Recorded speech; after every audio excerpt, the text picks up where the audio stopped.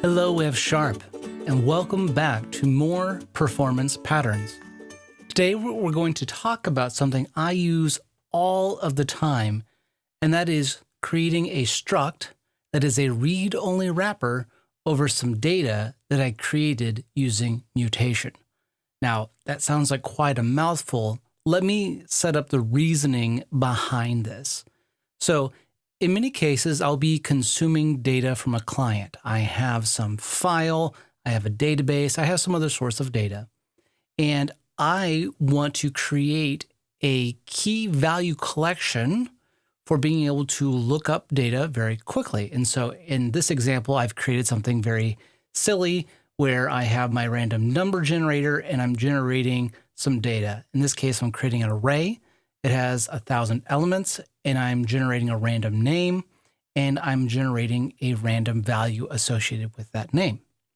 Now, my assumption is I'm going to use this in some hot loop, and I want to be able to look up the value associated with a name very quickly.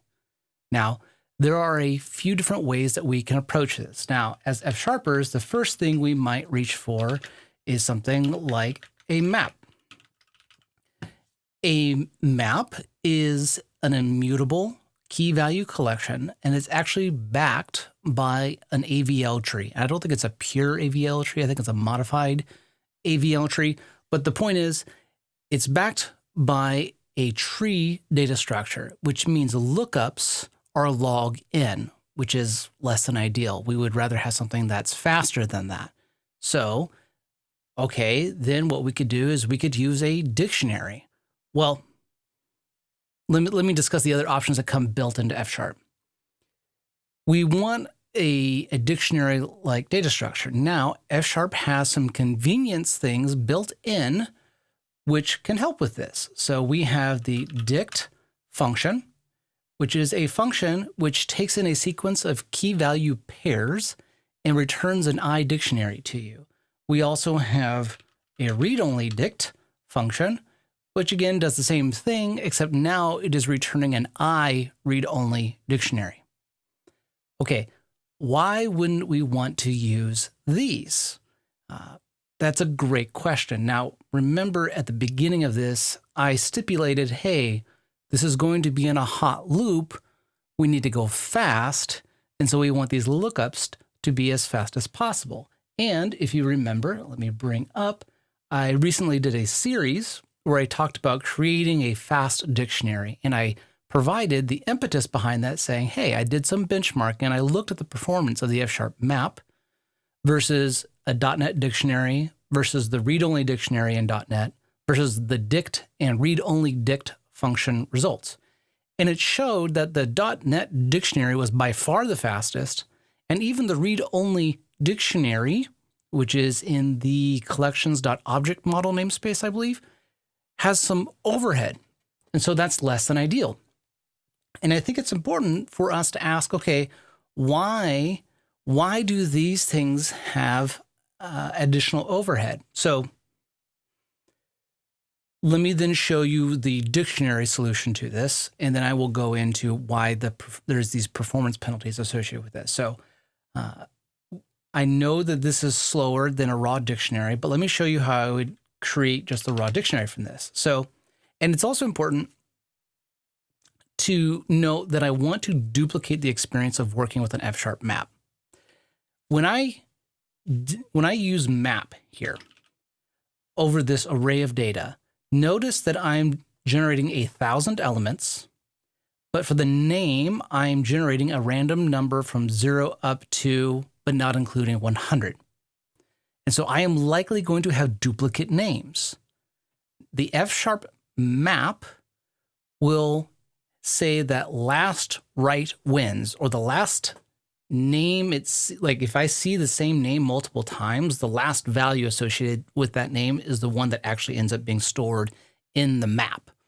And so I want to duplicate that. If I just dumped this, if I did this, I said key value pair around these, and then I say, okay, now I want you to pipe that into a dictionary, because a .NET dictionary can take a sequence, an IEnumerable of key value pairs. If it sees duplicates, it's going to complain. Let's prove it. See, argument, exception, and item with the same key has already been added. So that's a problem. But if I did this with just the fsharp map, and let's go ahead and just pipe that into a map to see what we get. If I run that, no problem. And that's because with the map logic as it's creating it, if it sees that same name again, if it sees the same key, it just overwrites the previous value. So I want to duplicate that functionality. Well, to duplicate that functionality, I need to start doing something like this, where I need to say, okay, let my dictionary is going to be, and I'm going to create an accumulator. And this is the beginning of the pattern that you're going to see me establish here, where this is very often. I have this accumulator and I'm going to iterate through all of the values in the sequence. So for name value in my data do, I'm going to say accumulator for that name, I want you to put this value in there. And that's going to duplicate that functionality of overriding the previous value. And at the end of the day, I want you to return an accumulator. Well, the problem is I really want a read-only key value collection. I am going to take care of my future self by eliminating the misuse of this collection. And I know that once I create an instance of this and once I populate it with data, I don't want it to change down the line. So really, I don't want a dictionary. I want a read-only dictionary. And the read-only dictionary takes an iDictionary as an argument. And now I have my read-only dictionary. And to make sure you know where this read-only dictionary is coming from, it's coming from system.collections.object model namespace. That's where the read-only dictionary comes from. Okay, but this still doesn't solve our problem because of the performance issue. And if I come back here, and I know this is probably difficult for you to read, but we see that this read-only dictionary is significantly slower than a raw dictionary. Well, that's obnoxious. I don't want that. That's less than ideal.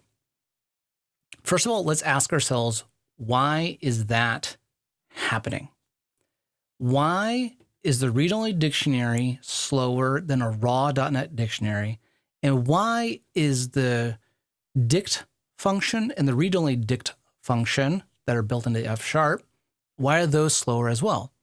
And it comes down to memory layout, which is absolutely critical. So if I come here and I'm going to just zoom in, here what I am doing is I am using sharplab.io to visualize how the data is laid out on the stack and on the heap. And the way I'm doing that is I'm saying, hey, okay, I'm going to open up the namespaces I need. I'm going to create a dictionary. I'm going to put a key value in there. And then I'm going to say, hey, I'm going to create a read-only dictionary, which is wrapping my dictionary. And then I'm using a function that is, well, a method that's built into sharplab.io, saying, hey, I want to inspect the memory graph of this object. And when I do that and I say, hey, results run, I get this result here on the right, which allows me to visualize, okay, what does this thing look like in memory? And what I'm saying is here in this first part, this is the stack. I have a read-only dictionary and it's a reference. So on the stack, I have this reference. That reference is pointing into the heap, which is just another place in memory. And it is pointing to the read-only dictionary object. The read-only dictionary object then has a reference to a dictionary. And it's in that dictionary where we can actually look up key value pairs here on the right. So anytime I want to read a value from this read-only dictionary, I need to follow this reference to the read-only dictionary. I then follow the reference to the actual dictionary it is wrapping. And then from there, I can go read the entries, which is an array of entries somewhere else. So there's multiple dereferences that you're having to do to actually get the data. So if we then say, okay, well, what is read-only dict doing? It's essentially doing the same thing, except there's an additional level of indirection here, where with read-only dict is returning an iRead-only dictionary reference. that's pointing out to a dict implementation somewhere on the heap. That then has this make safe key reference, and then it is pointing to, okay, there's all kinds of indirection going here. The point is, there is quite a bit of indirection that is happening by the time we want to actually get to the entries, that backing array. And we can see the same thing with the dict function. It is returning the same thing. Well, not quite the same thing. It is a different type of object on the heap, but it's the same level of indirection that we're having to go through to actually get to our values. That's really terrible when we're in a really hot loop. So what do we do to give ourselves a read-only view of this data, but not having to pay the penalty of these additional objects and these additional layers of indirection? Because I haven't even gotten to the implications around garbage collection with these additional objects that we're allocating on the heap. But suffice it to say, the indirection of data is bad enough that we really want to address this. And we can, if you want, go check out this video. I'll have a link for it in the description where I kind of talk through more of the performance issues associated with this. But this is me showing you, physically what, okay, I'm skipping ahead. This is me physically, air quotes, showing you why we are seeing those performance results. So how do we solve this? Now, the way I solve it is a tool that I use all the time, and it is a struct that gives me a read-only view of the object, but then uses aggressive inlining to give me the same performance as if I was working with the raw object itself. And so to illustrate that to you, I'm going to come back here and I'm going to show you how I implement that. And so I'm going to get rid of this for a sec. And the way I define these, and this is one I use all the time. I'm going to say, okay, I have a struct, and I'm going to call it my static dict.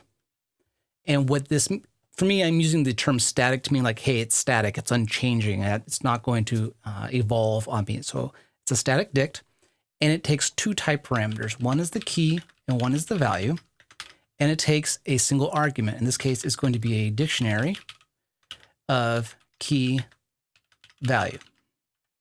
And then I need the ability to look up values from it. I want to provide an API that's similar as if I was working with the dictionary itself. And the way I do that is I'm going to say member. I'm going to use S as the self-identifier item with get key equal to D. Okay. What is this doing? I'm actually not even using this self-identifier at the moment, but I will need to in just a sec. So what is this doing? I'm saying I have a struct. So this thing is going to be allocated on the stack. It's not going to be another object allocated on the heap, like with dict, read-only dictionary, or read-only dict.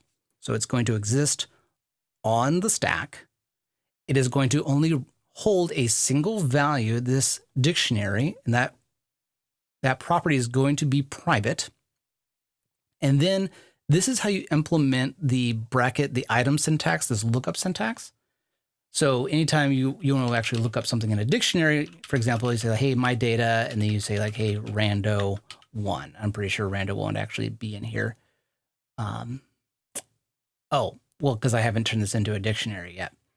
Oh, I should probably put all that stuff back. I'll recreate it. It's fine. But this bracket syntax for being able to look up a value in a collection, the way you implement that in fsharp is this. So you may or may not have seen that before, but this is going to become really useful if you end up implementing collections that have that bracket item lookup syntax. So now that I have my static dict, what I can do is I can say, hey, let my static dict equal, and again, I'm going to create this accumulator, which allows me to have, I'm going to take advantage of mutation for creating this collection very rapidly and say, hey, for name value in my data, do, and I'm going to say accumulator name and say put that value in there. So if I have duplicate names, I'm still going to, I'm going to get the last value that is observed. But then what I do here at the end is I say, hey, static dict, and then I have it wrap the dictionary at the end. And so now this is giving me back, and go ahead and run this, is I now have my static dict, and I'm pretty sure rando1 is going to exist in this data set. Yes, it does. So, hey, I can go and I can look up values in this collection, but because I created the mutable object inside of this creation logic, this mutable thing is never going to escape this scope. So I don't have fear of this mutation escaping me and biting me in the rear later on. So I use this pattern all the time where I have some mutable collection, I'm building up some type of result, and then I put it in wrap it in a struct that is only giving me a read-only view of that data. Now, if I really want to make sure I get the exact same performance, what I really want to do is I want to say inline here. And what this is telling the fsharp compiler is it's saying like, hey, I want you to inline this method. Now, right now, you're not seeing the compiler complain, but if I go ahead and try to run this, I am going to get an error and it's saying, hey, the value item was marked inline, but its implementation makes use of an internal or private function, which is not sufficiently accessible. What is that saying? D, the dictionary that static dict is wrapping, is private. But here, I am telling the fsharp compiler, I want you to inline this code. And so what it's doing is it's trying to inject this code into the call site, but D is private. And so I'm trying to expose a private property in an invalid way, because it's actually trying to put that in there like, hey, I don't actually have access to this at the point I'm trying to inject it. So how do you get around this? That's a great question. So what I do is I follow this pattern where I say, hey, member s underscore values equals D. And what I'm going to do is I'm going to come down here is instead of saying, hey, use that, I'm going to say, hey, s, I'm using the self-identifier now, values, look that up. And I put a warning on here, warning, public for inlining. So now I've exposed myself to a little bit of danger. I've now exposed the dictionary I'm wrapping with this underscore values property. And that's so I can actually do this inlining. I can go ahead and run this now. We're going to see that it actually runs successfully. So this is danger sign, right? This is a way that I could cause myself problems. But here's my justification. This is not a type that I have in some library that I'm exposing the rest of the world. This is so small that I'm typically just defining it in whatever project I'm using, that I'm never actually exposing this to a client or someone who actually uses my code. This is something I just use internally for my own engine work. So since I am predominantly the only person who is actually using this, and I'm putting a warning on here so that if I come down here and say, hey, my static dict and I underscore values, see, it says like warning, public for inlining, which is kind of a way to say like, hey, look out, you should not actually be using this. And it kind of follows a little bit of the paradigm that the Python community has where everything is public in Python, but they use underscores to indicate like you're not really supposed to be using this. So this may go against your design sensibilities, but I'm telling you, for my use case, it is perfectly acceptable. So this is the pattern that I often use for giving myself a read-only collection that has the raw performance of the mutable underlying collection that I am wrapping. And I very often use it with dictionaries. I am working on my own dictionary version, which is faster. I have a whole series where I was building that up. I haven't made that publicly available yet because I want to harden it myself and use it in more scenarios before I just throw it out there for people to use. But again, this pattern is incredibly useful. And so you could end up wrapping dictionaries, you could end up wrapping arrays, like any type of mutable collection that you want to accumulate.